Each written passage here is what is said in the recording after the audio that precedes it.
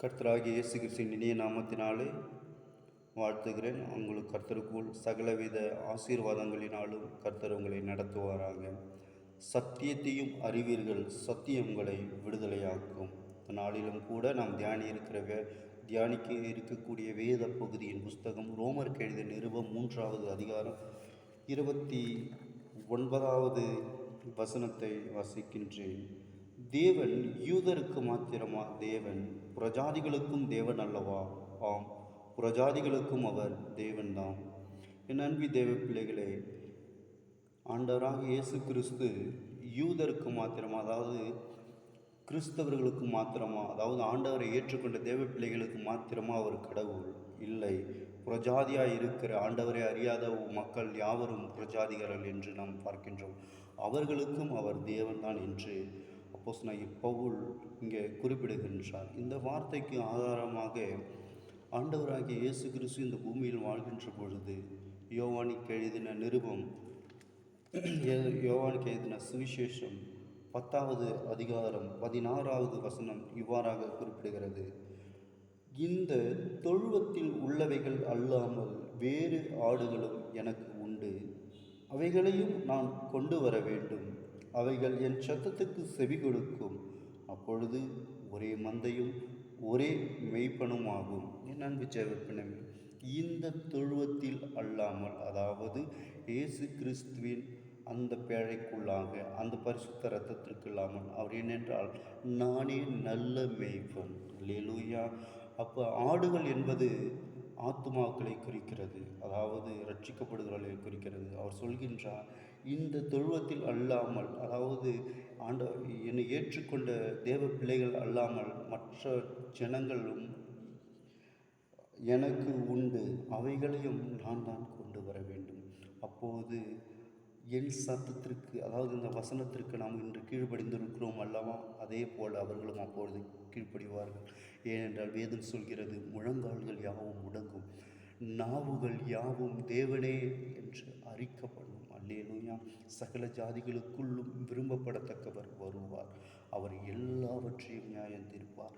அவர் ஒரு ஆத்மாவை குறித்தும் ஒரு ஆடை குறித்தும் அவர் கவலைப்படாமல், தொலைந்து போன 99 இருக்கின்ற 99 ஆடுகளை விட தொலைந்து போகின்ற ஒரு ஆடுகளுக்காக பரிதவிக்கின்ற ஆத்தும நேசர் அவர். அல்லேலூயா.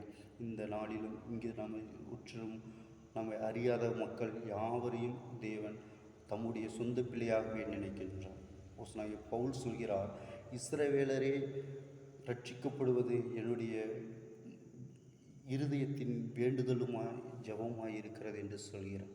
இஸ்ரவேல் எல்லோரும் ரட்சிக்கப்பட வேண்டும்.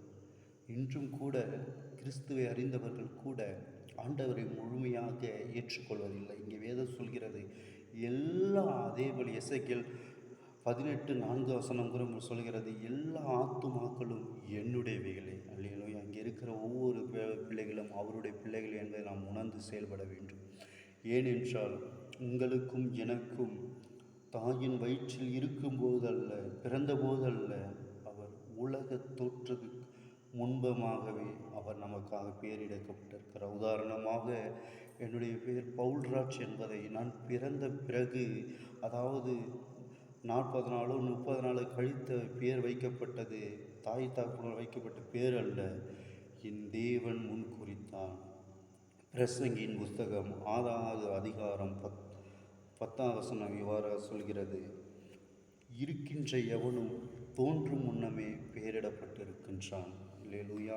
இந்த வார்த்தை உண்மையானது. என் அன்பு தேவ பிள்ளைகளே, இங்கே இருக்கின்ற ஒவ்வொரு ஆத்துமாக்களும் தேவனுடையது. இதோ அறுப்புமிகுதி, அறுவடை குறைவு, ஆட்களுக்கு குறைவு என்று சொல்லியிருக்கிறார். அவர் உங்களையும் என்னை நான் தெரிந்தெடுத்துக் கொள்கின்றார். சுவிசேஷத்தை அறிவிப்பது நம்முடைய கடமையாக இருக்கிறது.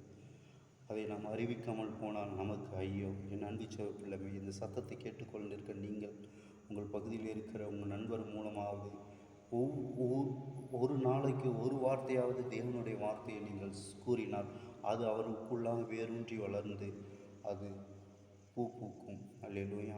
அது வேரூன்றி கர்த்தருக்குள் வழிநடத்த அது உதவும்.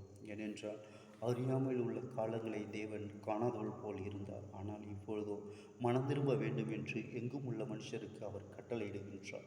என் அன்பு ஜெபஜனமே, இந்த நாளிலும் கூட கர்த்தருடைய சித்தத்தின்படி எல்லா பிள்ளைகளும் அவருடையது.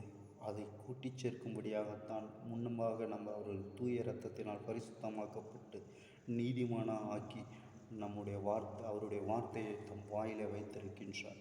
நாம் செய்ய வேண்டியது என்னவென்றால், நாம் முதலாவது விருப்பப்பட வேண்டும். அப்பொழுதுதான் அந்த காரியத்தை கர்த்தர் வாய்க்க செய்வார். அல்லேலூயா. God bless you. தேவன் தாமே உங்களை ஆசீர்வதிப்பாராக. ஆமென்.